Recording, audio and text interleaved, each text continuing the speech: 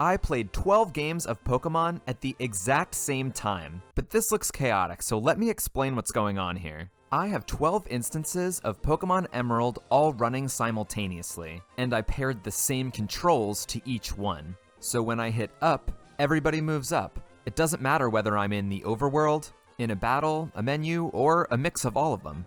The inputs are always running to each game. And Pokemon is a game filled with RNG, so not every game will be exactly the same. Let's get into it, but if you enjoy content like this, you should subscribe. I'm always looking for new ways to make Pokemon as frustrating as possible for your amusement. I start up the game and immediately notice my first issue. Although I have each game set to run at 200% speed, some of them are slightly off because there's so many games running at once. This will make moving my characters in sync a bit tricky. Because of the lag, I think it would be fun to select some boy characters and some girl characters. For the name selection, I can only really look at one screen at a time. So although I type Ryan on one of the screens, I end up with some pretty unique names in the other games. Selecting different genders across games was a mistake, because in Emerald, your gender changes the location and layout of your house. Going up to my room is pretty consistent, but I have to set the boys' clocks first and then the girls' clocks. Seems easy enough, but going to Brendan and May's house is like trying to control a bunch of toddlers. They're just aimlessly walking around and bumping into walls. While our tiny morons try to figure out where they're going, let's talk a bit about the controls in this game. The direction keys are pretty easy. If you click a direction, like down, in the overworld your character will move down. In battle or in the menu, it'll move your selection down. A is generally used to select things and B is used to reverse that selection. But sometimes A and B can be used interchangeably, like when you're cycling through dialogue. Finding ways to control and optimize my inputs in this challenge is key. Otherwise, my games will get so out of sync that I can't control them. As my characters make it to my rival's house, they enter a dialogue with the rival's mom. This allows me to utilize my first input manipulation strategy. Dialogue pausing occurs when a character enters into a dialogue with an NPC. When this happens, the only buttons you can use to progress are A and B. Since the direction keys don't do anything, I can sit in this menu while using the direction keys to get the other games to this dialogue as well. Once everyone is there, I can tab through the dialogue and hey, the games are in sync again.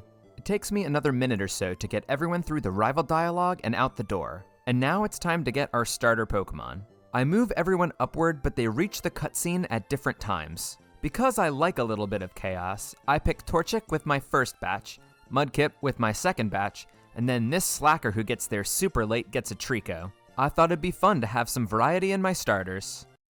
They all knock out the Zigzagoon and get different names. Brett the Mudkip and Henry the Torchic? How about Bullzababa or Do Kama Kama?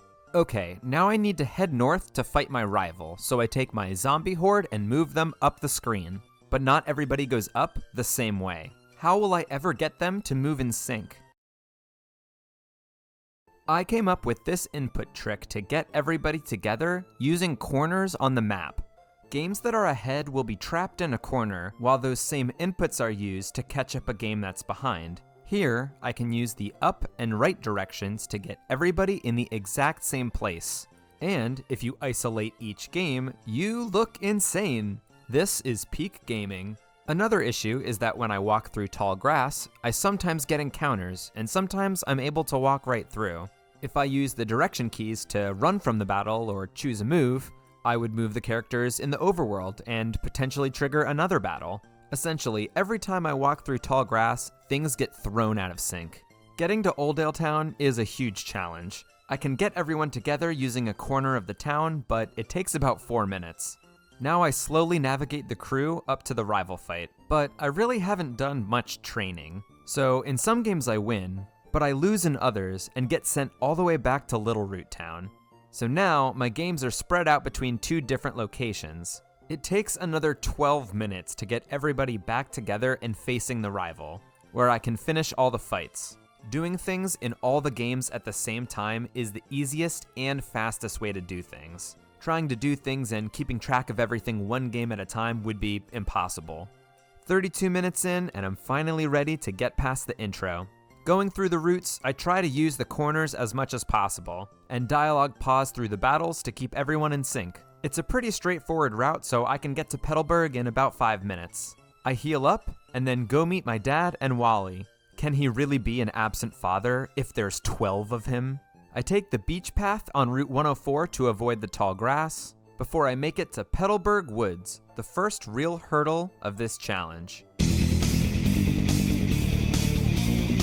Petalburg Woods is set up in a way that makes every part of this challenging. First, the layout is a zigzag formation. That may be good for Oons, but it's terrible for me. It's easiest for me when I can lead my army of morons in one direction. Having to use both the left and the right keys makes people backtrack just as much as they go forward. The second issue is that many of the corners have tall grass. This means the spots I usually use to keep people in sync now have grass that throws everything off. Finally, if you die, you get sent all the way back to Petalburg and have to catch back up. It's so many inputs of all varieties that I actually somehow managed to catch 2 Poochyena without even realizing it, as evidenced by the names I gave them. All in all, it takes me about 30 minutes just to get through the woods. Now I'm in Rustboro, where I can take on Roxanne with my many starters. Most of my struggles so far have been due to overworld coordination, but there's a really big obstacle that I need to overcome that takes place during battles. Move organization is a major headache for me in this challenge. If I'm going to be in sync for these important fights, that means I need to select moves that are in the same position. That could be Water Gun for Mudkip, but Quick Attack for Trico, which will have very different outcomes against the Rock-type Geodude. So I have to select what's best for the majority of the games. And as the fight continues, menus will pop up at different times, and I can adjust as I see fit. My first attempt ends in 6 victories and 6 losses, with all the victories coming from games with Mudkip. My next attempt is in full swing, and while I'm looking at another screen, this is what I do. I deleted Water Gun for Bide. When there's so much going on, there's no way to catch yourself doing stuff like that.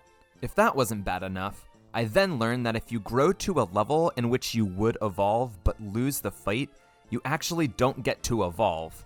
Because my Mudkip lost the fight he turned level 16, he doesn't get to evolve into Marshtomp, which means he doesn't get to learn Mudshot.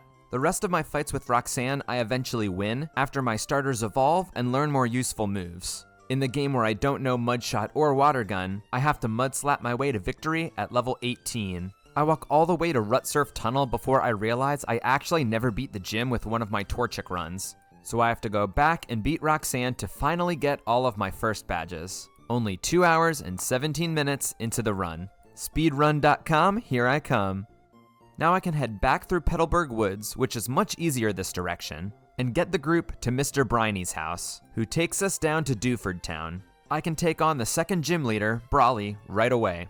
All my starters have evolved at this point, ranging from levels 18 to 20. On my first attempt, only 2 fights are successful, and this is probably because I got crits at the right time. I tried a few more times but only got 1 more win, so I decide to take everyone through Granite Cave to get some more experience. Caves are tricky because it's like there's tall grass everywhere, so there's always a threat of wild Pokemon which can throw my games out of sync. I decide to really take my time on this one, making sure each of my tiny idiots was caught up before moving on to the next floor of the cave. It only took me about 30 minutes to get through the cave, which I consider a win.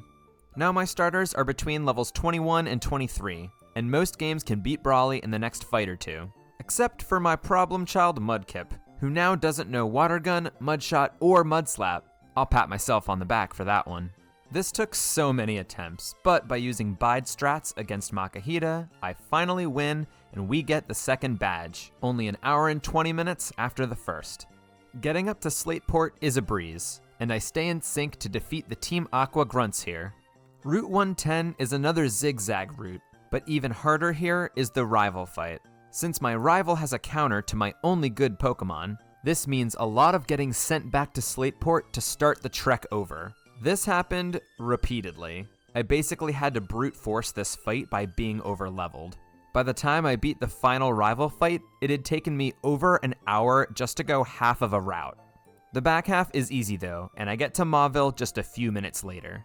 Now I can take on Watson, where I claim 2 victories on my first attempt and 5 victories on my second attempt. It gets easier to win on further attempts because I have less screens I need to pay attention to, and I can make a few more strategic selections instead of just slamming the A button like a 5-year-old. A few attempts later, and surprise, surprise, we just have Henry the Terrible Marshtomp left. After coming to the surprising conclusion that normal moves are not good against steel Pokemon, I use an NPC in Mauville to teach Henry Rollout. This plus bide strategies eventually gets us the 3rd badge. Watson actually turned out to be pretty easy, all things considered. I guess that's what happens when your starter is so overleveled it actually turns into its final evolution on the 3rd badge. Time for a nice short jaunt to the next gym and...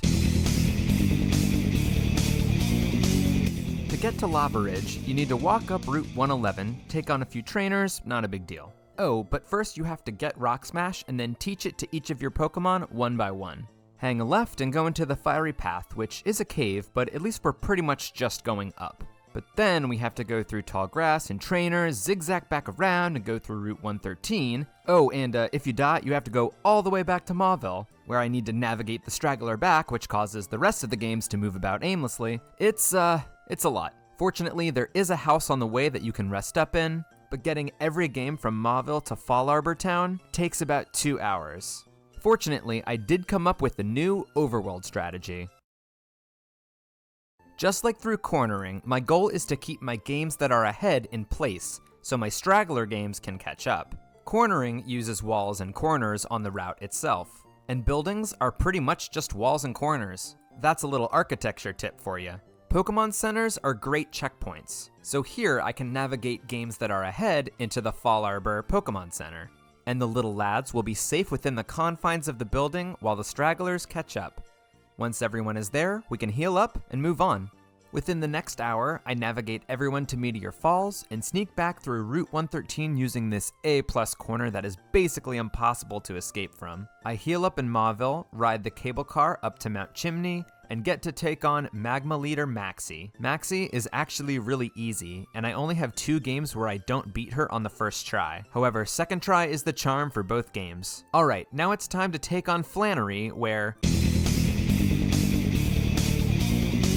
All of my Swamperts know Muddy Water now, so Flannery is a complete breeze for them. Despite having dual ground Pokemon, Flannery's team really can't do much to Blaziken either. 10 of my 11 games with Swampert or Blaziken wins on the first attempt. The Sceptile game is not so simple though, especially because, surprise surprise, I accidentally deleted Leaf Blade. Slam and Rock Tomb are not a winning combo against her 4 Pokemon. Sceptile also can't learn Bulk Up or any useful TM, and Flannery's team loves to set up the sun and absolutely destroy me with Overheat. I tried this fight so many times I couldn't even keep track. At some point, I considered catching another Pokemon to use, but all of the wild Pokemon around here are like level 18. So what's the better play? Spend an hour plus training up a Pokemon with a type advantage, or run into a brick wall with your overleveled starter hoping you get 1 or 2 lucky crits? I decided to just stick it out with Sceptile, and after spending an hour and a half doing 1 fight from 1 game, I finally won. This took so long that Sceptile is level 50 now. Thankfully, the next part of the game is actually easy. I can sail back to Petalburg and take on my dads. The normal type Pokemon are no match for over-leveled stab moves. So, this fight only takes me 4 total attempts. And just over a half an hour after the 4th badge, I have the 5th. Now that I can use Surf, I go through and teach it to all of my Swamperts. Not only is Surf a great water move for Swampert, but it's an HM, so I can't accidentally delete it. Here's a sentence no one has ever said before: I love HMs. In my Blaziken and Sceptile games, I have to catch a water Pokemon to teach Surf to. But now I can start my journey up to Four Tree City. Moving across Route 118 and up Route 119 is a bit long, but I'm getting better at moving my group through the routes. I can use the Weather Institute like a Pokemon Center to wait for everyone to catch up. There's even a bed that can heal me up here. For the first time in this challenge, I beat an important battle on the first try with every game. Against the next rival fight, I do have 2 games that lose. But I quickly walk back and have all of my games in Four Tree City. Next I have to take on Winona, who's usually one of the hardest gym leaders in Emerald. For my Swampert games, Surf is so powerful that it does massive damage even when it's not very effective. Blaziken's Blaze Kick destroys Skarmory and Tropius, and it can outmuscle the rest of Winona's team. Even poor Sceptile, who's weak to Winona's Pokemon, is too overleveled to let the flying Pokemon bother him. It takes me less than an hour to get through this entire gym in every game. I get through Route 120 and 121 in about a half an hour, and make it to Lily Cove. Things will be much easier for me if I can get a Pokemon that can learn Fly now. Obviously none of my starters can learn Fly, so I need to catch a new Pokemon in each game. Since I've been accidentally catching stuff as I go, I need to get some more Pokeballs now. This means I need to take on my rival to get into the department store. I'm successful in some of the games, and go in to buy Ultra Balls. The water near Lily Cove has a high chance of Wingles and Pelipers, so I start lobbing balls here, catching a lot of accidental Tentacools in the process. Now I go one by one through the games and teach Fly to all of my new Pokemon. This catching and teaching process takes about 45 minutes. I head up to Mount Pyre, defeat the Team Aqua Grunts, and game by game fly to Lava Ridge Town. Now I go game by game and teach strength to my team. The Magma Hideout is a giant cave, so going through takes a long time. At the end of this long gauntlet, you have to take on Maxie, who I'm only able to beat in 5 of the games on the first try, which of course means I have to trek all the way back. This takes a few tries, but about an hour later, I've defeated Maxie in all the games. The Aqua Hideout is much easier though because there's no wild Pokemon, so I can beat it in about 15 minutes. I quickly surf over to Moss Deep, where I find the most difficult challenge yet. The entire experience of the 7th gym is insane. Let's start by talking about the gym layout. Not only is the path to the gym leader extremely long, but you have to go through it every time you lose. The main mechanic of the gym is these pads you step on that move the statues around. One out of sync step between games and it's completely thrown off for that game. Now let's talk about the actual gym leaders. Tate and Liza have 4 Pokemon, which you fight in a double battle. Their Pokemon are strong and have really great synergy. Like an Earthquake from Claydol won't affect the flying type Xatu or a Levitate Solrock. Double battles are especially hard in this challenge. Selecting the correct move is already an issue, but you need to make a second selection of which Pokemon you're targeting. This is just more opportunities for things to go wrong. Each of my games has a starter that's super high leveled. However, it's a double battle, so you have to send out a second Pokemon, and all of mine are underleveled. These may be Pokemon I caught to teach Surf or Fly, a Pokemon I accidentally caught, or a Pokemon I was gifted like Castform or Wynot.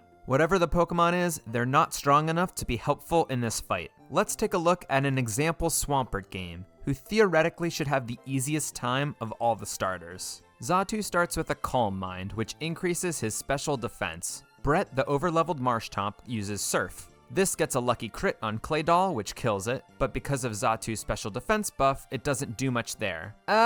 The Mightyena doesn't do much to Solrock because it's so underleveled. Solrock puts up the Sun, so Surf doesn't do much to it or to Xatu. Then a 1-turn Solar Beam does a ton of damage to Brett.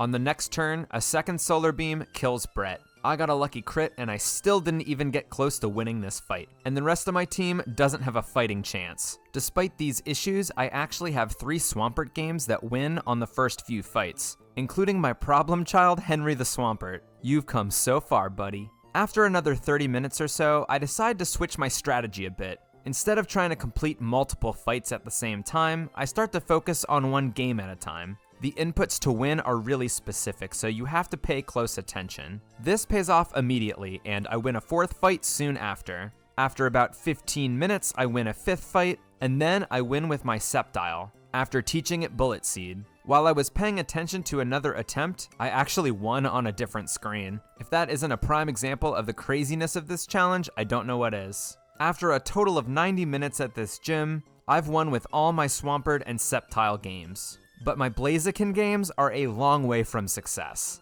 A normal Blaziken game goes like this. Blaziken does some damage with its Fire-type moves. One of Tate and Liza's Pokemon will see a kill on my weaker Pokemon, which is good because it keeps Blaziken healthy. However, when Claydol goes for Earthquake, it hurts Blaziken and kills one of my weaker Pokemon. I still can't do enough damage and my weak Pokemon continue to die. I may be able to knock 1 or 2 of their Pokemon out, but by the time I start making any real progress, Tate and Liza's Pokemon can gang up on Blaziken, and it all adds up to another loss. I go about this for another hour or so to no avail. I'm hesitant to catch new Pokemon because they'll be underleveled and not that helpful for the fight. Eventually, I get so desperate that I go to catch Sharpedos and Wailmers outside of Moss Deep. This takes me a bit because I'm only looking for the highest level Pokemon. These Pokemon end up being more helpful than I could ever imagine. The trick is to leave the Xatu up and target the other Pokemon with Blaziken. Xatu will always see a kill on your weaker Pokemon with Psychic, so you switch into a Dark Pokemon who has no effect. From there, even though the Sharpedos are underleveled, they can still do a lot of damage with Crunch. They take out all of Tate and Liza's Pokemon and give me the win. Truly, I may have wasted a bunch of time just trying to power through with Blaziken, because over 4 hours after first stepping into the gym, I finally have the 7th badge in all the games. But I can finally move on. I do my double battle with Steven, and then the next part of the game involves coordinating my diving, which is a bit tricky, but eventually I get the hang of it. Now I'm in the seafloor cavern, where this infamous puzzle probably looks really hard to do with 12 different games, but actually isn't too bad. Hilariously, the only game where I lose to the boss of a water-focused team is my Sceptile game, but I make it to Setopolis to see Kyogre and Groudon battle it out. Between trying to generate rain and a surf animation for 12 games, 11 of my games got stuck in the surf animation. So I finally did it. I broke Pokemon. I wake up Rayquaza in the Sky Pillar, and she flies over to say, "You two think you're so special. There's literally 12 of each of you." Now I can take on the 8th gym, and with the puzzle, look, there's just gonna be some mistakes. 1 is super easy, and I win half of my fights on the first attempt, 4 more on the second attempt, and the final 2 on the third attempt. Remember when I spent 4 hours fighting Tate and Liza? Well, not today. Now I can turn my attention to the Elite Four. From my experience with Tate and Liza, I know that an over-leveled starter will only get you so far. But I'm also trying to beat this game as quickly as I can. So there's one thing I can do that will significantly help me. First, I go back to the Aqua Hideout to grab the Master Ball, which I missed the first time I went through. And then I head back to Sky Pillar to catch Rayquaza. In order to get back up the Sky Pillar, you need to perform a series of tight maneuvers with the Mach Bike. Because the movements are so precise, and because the floor is a cave where wild Pokemon can attack you, I need to go game by game through the Mach Bike sections. Going up game by game and catching Rayquaza, it takes me over an hour, but now I have Rayquaza in every game. Rayquaza is level 70, so paired with my starter, I should have a decent chance at the Elite Four. Like any cave, Victory Road is a bit challenging, and I do die a few times in the process. I finally make it to the Pokemon League. I had to really think about how I wanted to handle the Elite Four, and I came up with a way to have all my games go through in sync. Obviously, Rayquaza is going to be my ace here, so my plan centers around him. Rayquaza knows the move Outrage, which in Gen 3 is a 90 base power special move. Outrage attacks for 2 to 3 turns and then confuses the user. I make sure Outrage is in the same spot for all my Rayquazas and start the Outrages. Since Rayquaza is level 70 plus and gets a boost from Stab, Outrage almost always kills in 1 hit. Now I sit back and wait for all my games to be done with Outrage, which sometimes kills 2 Pokemon and sometimes kills 3. Now all of my Rayquazas are confused, so I go into my Pokemon team and send out a random team member. Sometimes this is my starter, and sometimes it's a random weak Pokemon. Now I slam the A button, which usually results in my weak Pokemon being killed, but occasionally one of my starters will get a KO. The key thing here is that I don't send Rayquaza back out yet. And this works because clicking A just keeps me in the Pokemon menu. Now, all the fights are either finished, or I can send Rayquaza back out, and the Outrage cycle starts again. This will usually be enough to finish the team, but if both Outrages only go for 2 turns, I need to either switch another Pokemon in, or risk a Confusion Self-hit on the last Pokemon. By sacrificing a weak team member, I can get through some of the Elite Four battles with no damage to Rayquaza. That's at least the case for Sydney and Phoebe, But Rayquaza can't always kill Glacia's Pokemon with Outrage. And since Ice types are ×4 against Rayquaza, one Ice Beam can sometimes knock Rayquaza out. On my first attempt, I had one run lose to Glacia, but only 2 made it past Drake, where both lost. It's not bad for a first attempt though, and I was gaining good experience every time I went through. I didn't have any victories on the second or third attempt either, but on the fourth attempt, I had a run make it all the way. The good thing about Outrage is that it's 15 PP, and one move can kill 2 to 3 Pokemon, so running out of PP isn't a big issue. By the fifth attempt, almost every game makes it to Wallace, and 4 more games win. Now I'm feeling really confident, so I buy some healing items before heading in for attempt number 6. For games that make it past Drake, I use the items to heal up Rayquaza and revive my starter if necessary. I have 4 more victories because of this, and 2 on the attempt after. 1 game goes to the 8th attempt, but I defeat Wallace. And after 31 hours, 50 minutes, and 21 seconds, I've beaten 12 games of Pokemon Emerald, all at the same time. If you're interested in more weird Pokemon challenges, check out one of the videos on screen now. And you should subscribe, or you can like the video. I don't know, every little bit helps me out. So, from myself and each of the 12 games I played, thanks for watching.